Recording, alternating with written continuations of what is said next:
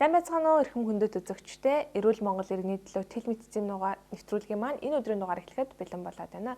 Өнөөдрийн маань нэвтрүүлгийн сэдвээр уушгины бус сүрээ гэж юу вэ гэдэг талаар халдвар төвчин судлалын үндэсний төвийн сүрийн клиникийн зөвлөх хэмж анагаах ухааны магистр, мэдцлийн тэргүүлэх зэргийн хэмж Эрдэнэцэн Мигмар эмч маань ирээд байна. За танд энэ өдрийн мэндийг хүргэе. Баярлалаа. Тэнцсэн өдрийн мэнд хүргэе. Өнөөдрийн маань нэвтрүүлгийн сэдв бол уушгины бус сүрье гэдэг нэвтрүүлгийг маань сэдвийг сонгох хасаар ярилцахаар бэлдээд байна л да.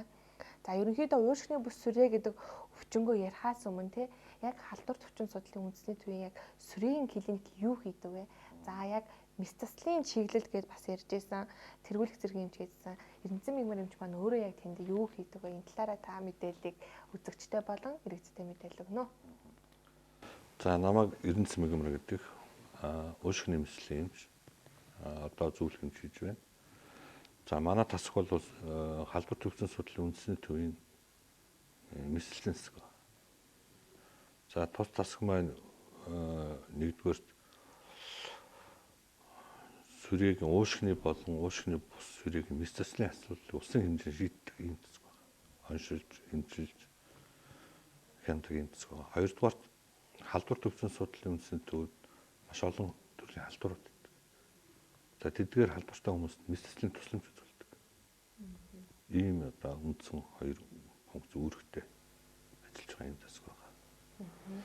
За тасаг маань өөрөө 35 хортой 6 амжтай тусламж үзүүлдэг.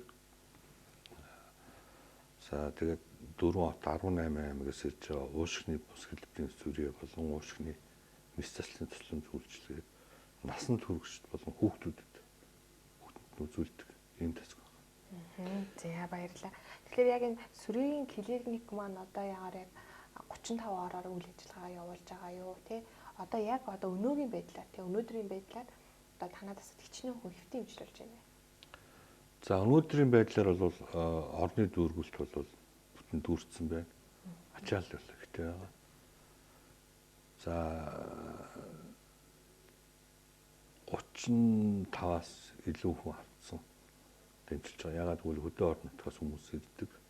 Хүлээлгэх боломж муутай, зарим нь бол одоо хурдан шуурхай мэдсэлд орох шаардлагатай юм хүмүүс ирдэг учраас бид нар зарим үед бол ороож ганц хоёр ороор илүү авч үйлчилж байгаа юм байна. Ерөнхий ачааллын хувьд бол яг өндөр. Ялангуяа яг энэ уушгины клиник буюу яг уушгаар одоо хэвтийн хэмжлүүлж байгаа газар бол Улаанбаатар гэхгүй улсын хэмжээнд маш цөөхөн шүү дээ. Ер нь бол тэгэхээр яг одоо энэ халдвар төвчин судлалын үндэсний төвийн сүрийн клиникийг зорж очиж байгаа хүмүүсүүдэд нэлээд хүнд шатанд онцлогдсон тийм хүндрэлтэй хүмүүсүүд очиж байгаа гэж ойлгож байна. Болно. За ягаад тэгэхээр нэгдүгээрт бол ард түмэн өвдөөд онцлогдохтой бол бусад хэмжлэгүүдээр явж эхний ээлжинд онцлогоо хийх гэж үзэж байна тийм ээ. Тэр дотроо сүрийн клиникийг бас хэмжээг бас орхичод байна л да. Өөрөөсөө тэнд ирээд зөвлөгөө аваад тийм мэрэгжлийн эмч дүүргийнхаа сүрийн эмч танд зөвлөж чинь тийм манад клиникийн эмч нарт бол бас хандах боломжтой. Тэр тусламжийг нэлээд оройтуулж авч байгаа. За нэгдүгээр. За энэс болоод өвчин даамжрах шатанда орж иж онцлогдож байгаа. За нөгөө талаар бол сүрээ гэдэг өвчнөөс бол ард түмэн ялгарлан гадуурхалт аюу ихтэй. Өөрөөр хэлбэл энэ талын одоо буруу ойлголт зөвхөснөө бол бас өөрсдөө эднээс татгалзах хандлага хэрэгтэй. За дараачих нь одоо болгох шалтгаан уушгины сүрье болон уушгины бус сүрьег зөвхөн гэрлийн шинжилгээгээр онцлох гэдэг. Эмчнэр бол зөвхөн гэрлийн шинжилгээгээр онцлох гэж. Нэн судлалын шинжилгээ, эс судлалын шинжилгээг бол үнэлэх хөлбөмж нь бага байгаа. Энээс болоод хүмүүсийн онцлогооны хугацаа бол оройтод байгаа. За уушгины бус хэлбэрийн сүрье гэдэг ойлголт маань гэхээр сүрьег дотор нь уушгины сүрье, уушгины бус хэлбэрийн сүрье гэж хоёр ангилж байгаа. За уушгины сүрье гэдэг бол тодорхой. Сүрьегийн микробактери уушгийг гэмтээсэн байна. За уушигны бус хэлбэрийн сүрье гэдэг нь уушигнаас бусад эргэтэн сүрье гэсэн үг. Тэгэхээр хүнд маш олон эргэтэн байгаа. Тэр болгон сүрьегээр өвдөх магадaltaй. Өвчилж байгаа. Тэр хэд бүх одоо хэлбэрийг нийлүүлээд нийтэд нь уушигны бус хэлбэрийн сүрье гэж амьддаг байна. За тэгвэл яг энэ уушигны бус хэлбэрийн сүрээгийн маань бас хэлбэр те ямар ангилалтай байдгүй гэдэг бас их чухал ахал та. Тэгэхээр ямар яг уушигны бус хэлбэрийн сүрээнүүд байдаг вэ? За уушигны бус хэлбэрийн сүрийг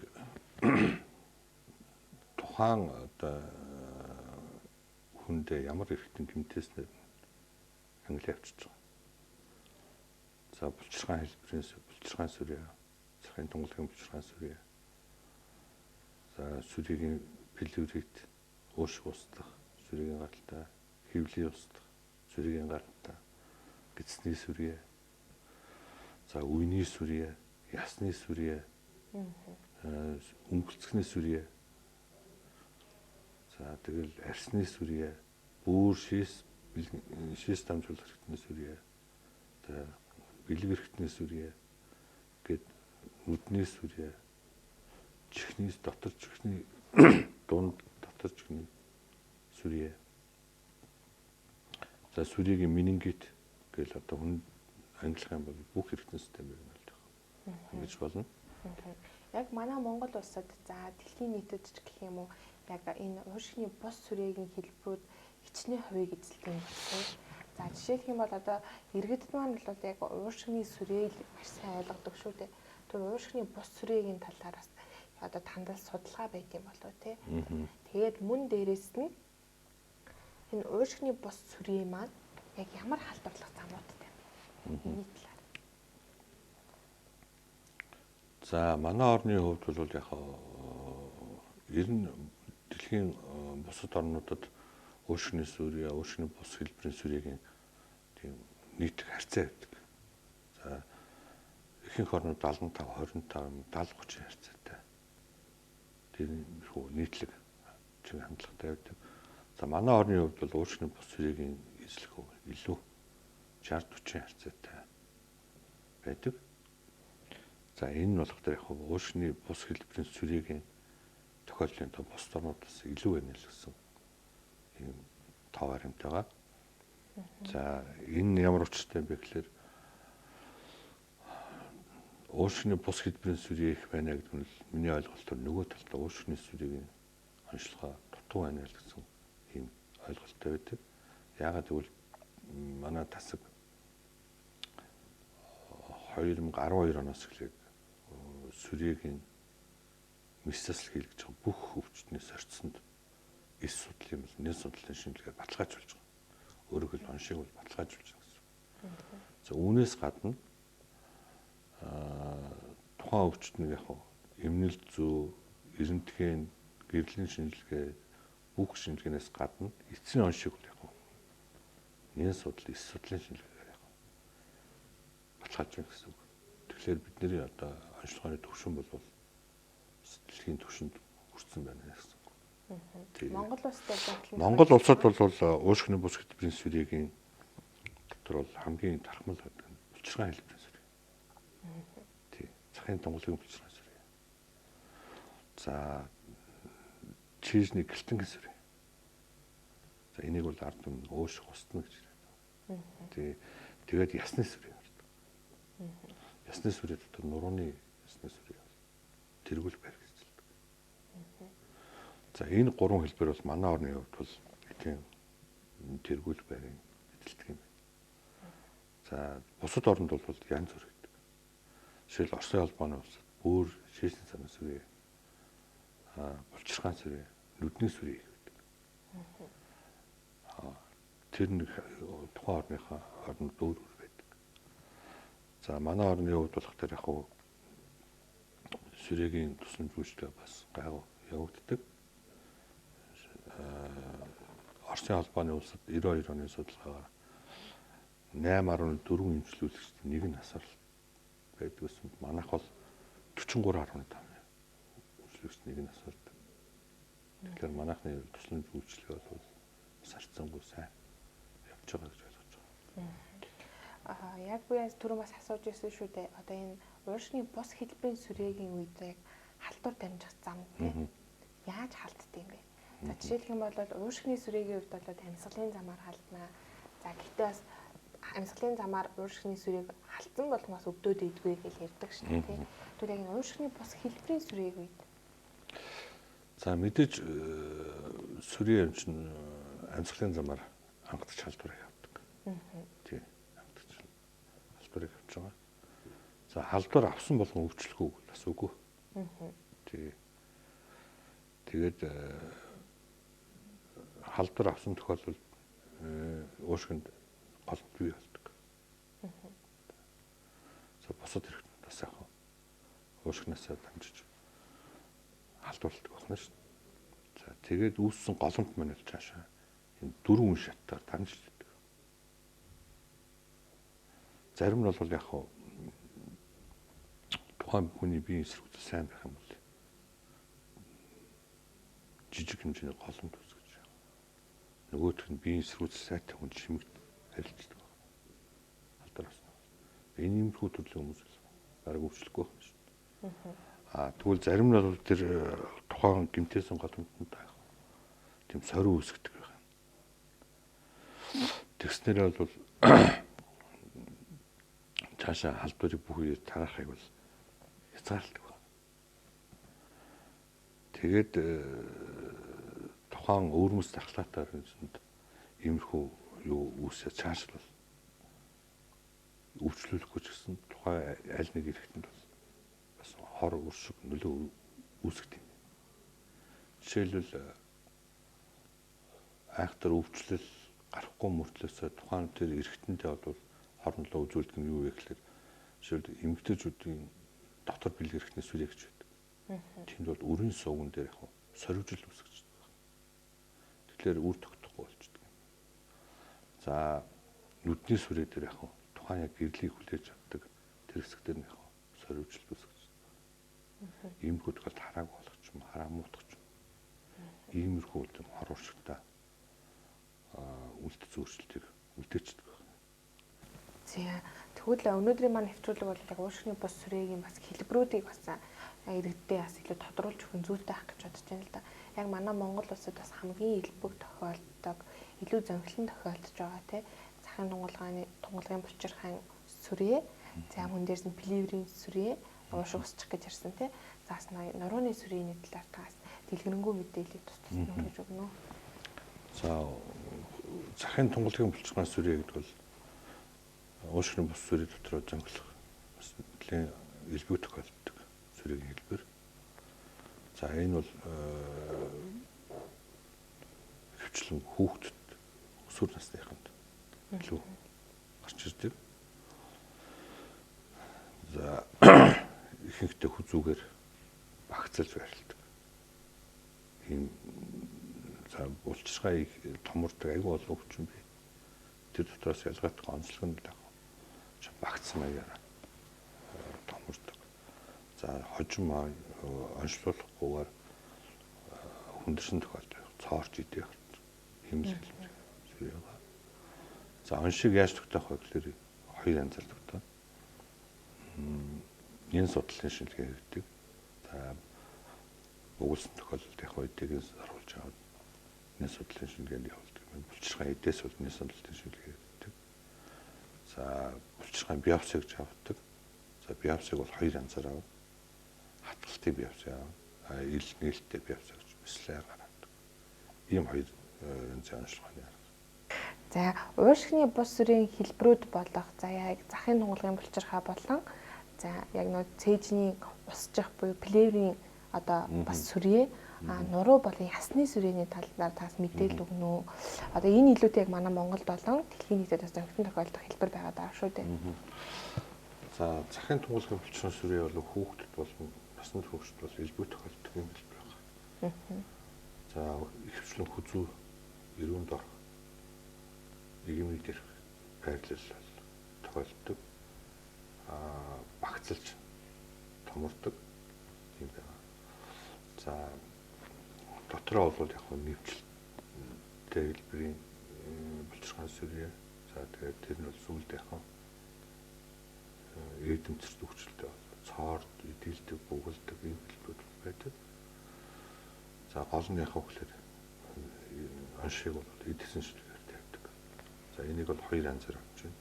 Хатгалтын бие авч гэж байгаа. Зүгээр саруулж явдаг байна. Сорсон булчирхай эдийг бол яхаа эдгэсэн лабораторид илгээдэг. За нөгөөх нь бол нэн судлалын лаборатори. Сорцэглэснээр яхаа зүрэг оншил тавигддаг. За тэгж онш батсны дараа бол эми имчилгээ хийгддэг. За эми имчилгээ нь бол тухайн хэмнэлт мэдрэг хэсгээс нь шалтгаалаад байна. Хими имчилгээ бол нэгдүгээр игний хоёрдугаар игний гэж тустай явагддаг байна. За олон юм тасалтай сүрээс үлгэж гарч ирж байгаа. Энэний олон юм тасалтай сүрийн тунгалгийн булчирхай сүрээ бол тухайн эмэндээ бол имчилгээс гадна месслийг бол яг бүрэн гүйцэд булчирхай хамтгаар алстай гэдэг юм байна. За чижний гэлтэнгийн сүрээ. За ард түмэл уушиг устдах гэж ярьж байгаа. Тий. За уушиг устдаг ойр цагаар 50 төрлийн өвчин бит. За манай клиникийн хувьд бол уушигны за мэдээж үзлэг хийгдэн халдварын одоо үүдэмжийг асуу. За тэг гэрлийн шинжилгээ хийгдэн. За тэг шингэний дэлгэрэн үр шинжилгээ, эсийн шинжилгээ, нэн судлалын шинжилгээ гэж хийгддэг. Үүнээс гадна яг биопси шинжилгээ авдаг. За хатгалтаар бол биопси авдаг. Зарим тохиолдолд яг нээлттэй биопси авдаг. За ихэвчлэн бол хүмүүс сүргээтэй уушиг уссан тохиолдолд бол манай эмнэлгээр сүргээ гэж бэлгээдэг байгаа. За энэ дотор сүргийн бус бэлгэрүүд бас зөндөө байдаг. Энийг бид нар бол үүсгдэг, оншин эсвэл баталдаг иймэрхүү ажил хийгддэг байна. За хатгалтын биопсигоос гадна бол цаас биопсиг бол дурангаар хийж болдог. За дурангийн биопсиг бол бас авч ирсэн. Тэгээ за эмчилгээний хувьд бол яг ерөнхийдөө бол тэр эмэнд мэдрэг байна уу, тасалтай байна уу гэдгээс нь хамаарч тухайн хими эмчилгээнүүдийг 6-аас эсвэл 2 жилийн хугацаагаар 6 сараас 9 сар эсвэл 2 дугаар эмнэлийнх бол 2 жилийн хугацаатай хийж байгаа юм хэлбэр байгаа. За дараачих нь бол яг ясны сүрээ гэж байгаа. За ясны сүрээ бол яг манад бас нэлийн хэлбэх тохиолддог хэлбэр. За ясны сүрээ гэхэл хүний одоо эргэтэн байгаа ихэнх ясыг өвчлүүлдэг. Энэ дотор илүү их өвчлүүд нь нурууны яс. За нурууны ясны сүрээ бол хүзүүний сүрээ, сээр нурууны сүрээ, бүслэгийн сүрээ, ууцны сүрээ гэж зарлагддаг. За хамгийн их тохиолддог нь бол яг бүслэгийн нурууны сүрээ. Тэгээ. За оншийн хувьд бол яг ерөнхийдөө бол мэдээ зөөртэй байгаа. Тухайн аль нурууны мэдээснээс болоод тэр төлөв зөөр гарч ирдэг. За дээр нь гэрлийн шинжилгээ хийгддэг, үзлэг хийгддэг. За хүндрэл гараагүй тохиолдолд иймэрхүү шинжилгээнүүд хийгдээд за эндээсээ бол яг цаашдаа онцлогоо баталгаажлах хэрэгтэй. За хөгжилтэй орнуудад бол яг CT guided biopsy гэдэг одоо нэг компьютерийн томографийн хяналтанд хатгалтын биопси авч оншиг баталгаажуулдаг. За манад ийм боломж байхгүй учраас бид нэр яг нээлттэй биопси гэдэг. Онш эмчилгээ хоёрыг нэг одоо үйлдэлээр бүгдийг хийгээд гарчдаг. Ингээд бол эмчилгээ хийгддэг. Үрдэнгөө бол тажгүй сайн. За хүндэрсэн хэлбэрийн хувьд бол төвхтэй. За мэдрэлийн одоо саажилт өгчдөг доод эргэтнүүдтэй аль нуруу гинтэснээс болоод тетрапарезм эсвэл нэшний парапарезм иймэрхүү хүндрэлүүд өгöd өвдөлтүүд өгöd. Ийм тохиолдолд яг тухайн одоо хүндрэлээс нь хамаарч хаалгайг бол эрт хийж имжлэхэд имжлэгэнд эрт оруулах хэмжээ авдаг юм байна. За одоо ард түмэнд анхааруулхад бол яг дээрх 3 хэлбэрийн хувьд бол хамгийн түрүүнд эдгэсийн онцлогоог бол хамгийн чухал тавих хэрэгтэй. За уушгины усчлалт гэж одоо ярьдаг плевритийн үед нурууны сүргээ гэрлийн шинжилгээг аюул өндөр ач холбогдол өгдөг. Гэрнэтгэн зураг гэсэн үг. Өөрөөр компьютер хийждэг юм уу? Одоо тийм хийчих юм бол өөр одоо нуруунд компьютер хийждэг. Уушгины компьютер хийждэг. За эндээ бол маш их ач холбогдол өгдөг.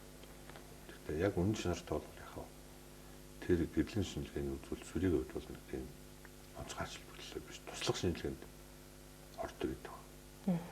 Үндсэн одоо онцлогооны юу бол эдгэсэн шинжилгээ, няс судлалын шинжилгээ. Энийгээр сүрийг оншиг баталгаажуулдаг. Энийгээр сүрийг баталдаг, оншилдог. Дараа нь яг эмчилгээний үр дүн бас хяндаг байна. Таас яг онцлогооны хувьд ярьж байна л да. За уушгины бус сүрээгийн хувьд бол бас зарим идэрхтэнд бол бас төвөгтэй байрлал бас байрлаад байгаа шүү дээ. За жишээлх юм бол нүднийх ч юм уу, тархиных ч гэсэн юм уу. Үнэхээр 70 байралтай эрхтнүүдэд бол бас маш мэдээж төвөгтэй байдаг. За яг манай Монгол улсын яг сүрийн клиникийн баримталж байгаа одоо энэ онцлогоо эмчилгээний маань зарчим маань ерөнхийдөө дэлхийдээ хэр ойролцоо вэ? Онцлогооны хувьд за мөн дээр эмчилгээний хувьд. За сүрийн клиник гэдэг маань өөрөө сүрийн клиникийн мистаслын тас гэдэг нь өөрөө яхаа дотроо 5 6 амжтай 30 гектар 35 авто ажилтдаг боловч үйл ажиллагааны хувьд бол нэлээд өргөн цаг үетэй. Тэгээд тухайн ажиллаж байгаа эмчээс бол маш олон чиглэлийн мэдлэг шаарддаг. Тухайн маш олон эрхтэн дээр ажиллах чадвар шаарддаг. Ийм хэрэгжил байна. За ганц жишээ авъя л да. Жишээлбэл бөөрийн сүрээ гэх юм бол бид нар бөөрийн мистаслын асуудлыг бол онцлогооны аргад өөрсдөө мэдчих хэвээр. Тэр талынхаа зөвлөгөөг бол өгөх чадвартай. Тухайн эрхтнийгөө сүрээгээр өвчлсөн гэсэн юм яах вэ? Ямар шинжилгээгээр онцлох вэ? Ямар одоо сорцыг хаанаас яаж авах вэ? Ямар аргаар авах вэ? Өөрсдөө мэддэг. Ийм их хэвээр. Нөгөө талаар бол яг хөө бидний хийж чадахгүй бас боломжгүй бас мэдрэлүүд бас байна. Жишээлбэл нүднээс сүрээхэд бол бид нар бол нүднээс сүрээ гэдэг талаар мэдхгүй. Тэр нүднээс сүрээгийн дуранддаг нүдний эмчийн мэдлэгдэл бидний яах вэ? Тулгуурлаж анш тавих вэ? Бусад эрхтэн сүрээ байна уу гэдгийг бид нэр өөрсдөө тодорхойлж тэрүүн дээр нүдний эмчийн тусламжийг авч анш тавьдаг. За мэдээж бусад одоо нарийн мэрэгжлийн эмчнээс бас тиймэрхүү тусламж авдаг. Жишээл хүнд хэлбэрийн сүрээгийн перикардиттай өмөлцгний сүрээтэй хүмүүс бид нэр кардио хэрэгээс тусламж авч. Өөр нэмэслийг урологоодоос тусламж авч. За чих хамар хоолой сүрээ гэх юм бол хамар хоолой эмчнээс тийм байна. Бусад тохиолдолд бол яг үений хагалгааг бид нар өөрсдөө хийж чинь. Өшгний хагалгаа хийж чинь. За чижний ханы хүндийн хагалгаануудыг зарим хийж чинь. За хэвлийн хагалгаанууд хийж байна. Тэгээ. За тэгвэл өөр одоо шаардлагатай мэслүүд юу л яг өөрийнхөө юмлууд бол бүх яснууд мэслүүд мэдэн хэлж байна. Яг Эрдэнэцэн мигмар эмчийн маань ярьжсэнаар бол бас юу байсан шүү дээ. Уушгины уснаа плеврийн одоо энэ сүрээг ярьжсэн шүү дээ. Энэ маань болохоор яг уушгины сүрээтэйгээ бас их холбоотой юу. Тэрний одоо хүндрэл маягаар ч юм үүсэж байгаа зүйл бас гэж ойлгож болох уу? Ирэхээр сүрээд бол сүрээгийн плевритийг бол яг үндсэндээ хоёр үндсэн шалтгаантай гэж ойлгож байна. Нэгдүгээр голтын хэрэгтний голтын тунгалгийн булчирхай сүрээ плеврийн чижний хүн дээр цоорч өндөр шин тохиолдолд сүрээгийн плеврит үүсдэг гэж байна. Хоёр дахь үндсэн шалтгаан нь уушгины гадаргуул дээрх сүрээгийн голомт чижний хүн дээр цоорч өндөр. Гуравдугаарт яг хөглөд чижний ханы та хавирганы сүрээ ч юм уу тийм ээ. Тиймэрхүү яг чижний хүн дээр дотор шого цоорч өндөр тохиолдолд шингүү үүсдэг. Тэгэхээр энэ одоо гурван өөрчлөлт сүрээд маш илбэг тохиолддог. Эхний хоёрын аюулгүй маш илбэг ийм хэлбэр байна. За тэгээ бусад одоо плюритээс ялахын тулд яг дээрх голомтуудыг бид нэр яг гэрлийн шинжилгээ бол бус шинжилгээгээр нэгтэлдэг байна. Ерөнхийдөө ууршигны бус хэлбэрийн сүрээ өвчнийг хамгийн гол онцлогоо юу вэ? За жишээлбэл ууршигны сүрээний эсрэгийн үед бол за ийм шинж тэмдэг илэрхэд, идуудаа илэрхэд ийм байх байна гэж сэжиглээд ийм шинжилгээр бид нар баталдгаа гэж яг бол тоочны байдаг шүү дээ. Жишээлбэл ууршигны бус хэлбэрийн сүрээ бол маш олон газар тархацтай онцлогод бас нэлээдэг бас төвөгтөл юм шиг миний хувьд бол ойлгогдож байна л та. Тэгэхээр энийг оншиг батлахын тулд ямар шинжилгээнүүд хийгддэг вэ? За наачаал маш өргөн хүрээний тий асуудал байна. Тэгэхээр чим аль эрхтний сүрээ байна гэдгээс бол шалтгаална. Жишээлбэл өнгөлцгний сүрээ гэж байлаа гэхэд бол бид нар бол тухайн өнгөлцөг устдсан тохиолдол дээр л бид нар ажиллах хэрэгтэй. Яагаад устдсан бэ? Өнгөлцгний шингэнээс нь тэр эргүү шинжилгээ авдаг юм байна. Тэнд нь эсийн шинжилгээ хийдэг юм байна. Тэнд нь өсгөр хийдэг юм байна. Тэнд нь түрхэдсэн шинжилгээ хийдэг сүрийг. Тэгээд түрхэдсэн шинжилгээний хувьд биснэ бага байсан ч бас хийдэг. Өсгөрийн шинжилгээ бол мэдрэг чанар бас тийм өндөр биш. Түрхэдсэн шинжилгээ бол 0-2 100 хүнд хийхэд бол 1 юм уу 2 хүнд л 90 гардаг, бусд нь сөрөг гардаг байна. Өсгөрийн шинжилгээ гэж нь 35-аас 50% гэж хэлдэг. Тэгэхээр онцлогын маш бага. Тэгэхээр бид нар нэн судлалын шинжилгээг эс судлалын шинжилгээг харьцуулдаг. Тэгэхээр эс судлалын шинжилгээг хийнэ гэдэг нь заавалч перикардиас биопси авч таардаг. Перикардиас биопсиг бол яг хоёр янзаар авч байна. Нэгдүгээр яг тэр биопсийн зүгээр хатгаж авдаг. За энэ бол их хэмжээний шингэнтэй тохиолдол бид нар хийжсэн. За хоёрдугаар бол мэслэлээр гаргадаг. Нийлэлтээр гаргадаг. Тэрийгээр бол эс судлалын шинжилгээ, нэн судлалын шинжилгээгээр оншиг үнэхээр баталдаг. Эсвэл үүсгдэг байна. За мэдээж энэ дээр бол эмнэлэг зүүн шинж тэмдгүүд бусад одоо туслах шинжүүдний онцлогооны юмдаг бол харж үзэж таарна. Тэмдэглэж бол оншиг тавьдаг байгаа. Ууршигны бус сүрээгийн яг одоо энэ хэлбэрүүдэд ерөнхийдөө ямар хөө шинж тэмдгүүд илэрдэг вэ? За ууршигны бус сүрээ гэхэлэр хүмүүс шал өөр юм бодоод байгаа. Тий. Тэгэхээр ууршигны бус сүрээтэй хүмүүс хамгийн эхлээд хаана ханддаг юм бэ?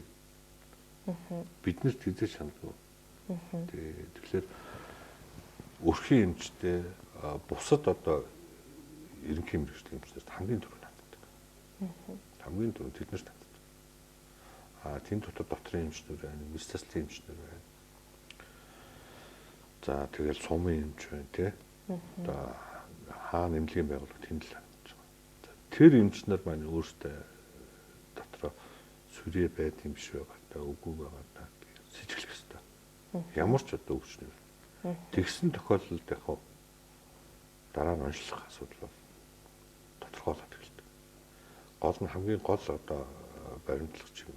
Ер нь сэжиглэх л хэрэгтэй.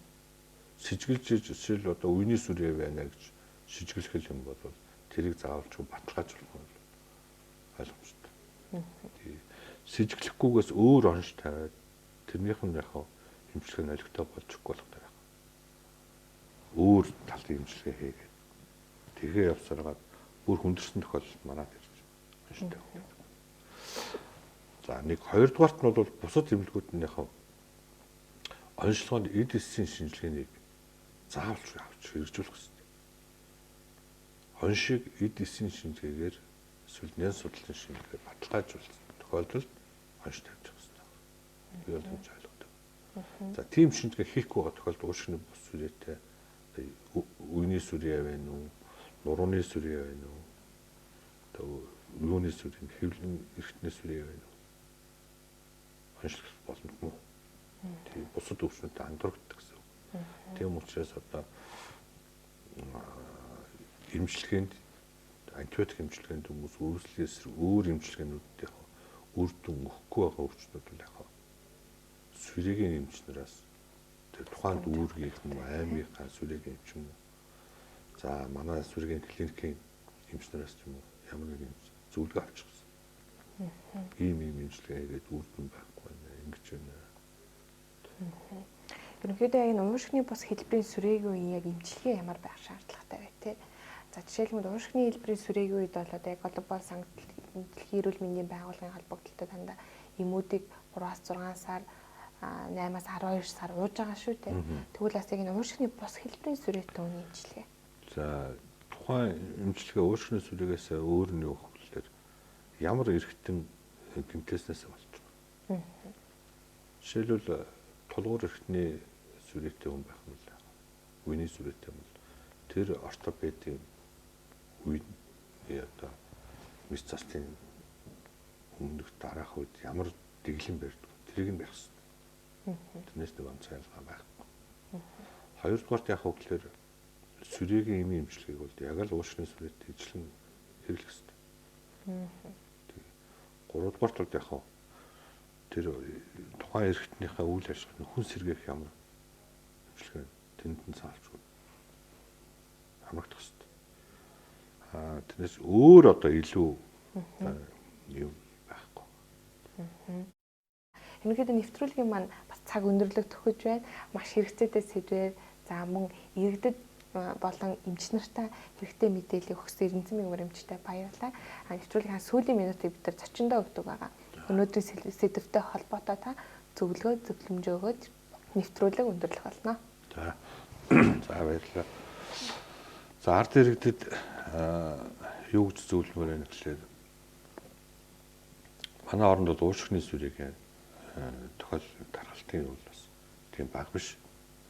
Ийм учраас уушгины сүрээ, уушгины бус сүрээгийн онцлогоо аж тохиол эрт байвал эмчилгээ бол төдийч үр дүнтэй. Энэ бол баталгаажсан. Тэгэхээр аль болох л одоо яг эртэл онцлуулахын төлөө ард түмэн өөрсдөө одоо хичээх юм бол эмийн хувьд бол боломжтой эмчилгээний хувьд бол тодорхойлцсон юм байна. Тэгэхээр онцлогоог яаж эрт хийх вэ гэвэл хамгийн түрүү өөрсдөөс эхлэх хэрэгтэй. Манайхан бол яг сүрээ гэхээр хүлээж авах ч одоо маш бага. Ялгуулсан гадаргалт өгтэй, буруу ойлголт өгтэй байдаг учраас би сүрээг өгсөн ойлголт хамгийн түрүү өөрсдөө байдаг. Тийм учраас тэр ойлголтоос хамгийн гол нь татгалзах хэрэгтэй. Сүрээ бол ямар ч насны шашин шүтлэг, залуу хүүхэд хэний ч ялахгүй. Халдвар авах боломжтой. Хэний ч өвчлөх боломжтой. Энэ дээр л бол өөрсдөө бас дүншилгээ өгөх ёстой. Аль болохоор яг тухайн орон нутгийнхаа одоо сүрээгийн эмчнээс тухайн одоо дүүргийнхаа сүрээгийн эмчнээс тэр шаардлагатай болох хүмүүсийн сүрээгийн клиникийн эмчнээс зөвлөгөө авч үзүүлэх, эрт онцлуулах талаар анхаарасаа л гэж үзэж байна. За баярлалаа.